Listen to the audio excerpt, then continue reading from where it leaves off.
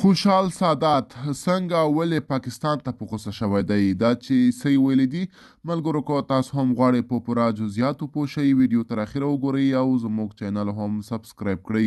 د افغان نیوز قدرمن لیدونکو ستړي مشئ، وخت مو بخیر. په جمهوریت نظام کې د افغانستان د کورنیو چارو وزارت ستر امنیتي مرستیال جنرال خوشحال سادات د بلوچ بیلتون پالو له لوري بلوچستان کې د پاکستان د سمندري ځواکونو پر اډې د نن شپې خونړي او ځپونکي برید ته غبرګون ښودلی دی.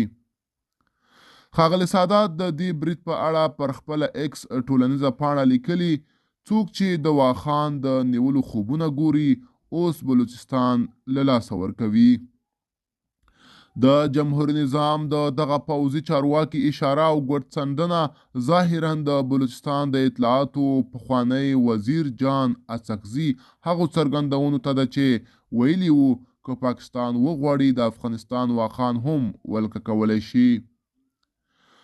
دا په داسې حال کې ده چې د بلوچستان پر تربیت هوایي ډګر او د پاکستان د سمندري ځواکونو اډې باندې له تیرو څو ساعتونو راهیسې د بلوچ بیلتون پالو سخته جګړه روانه ده چې د لسګونو پاکستاني عسکرو د هلاکت راپورونه ورکول شوي دي.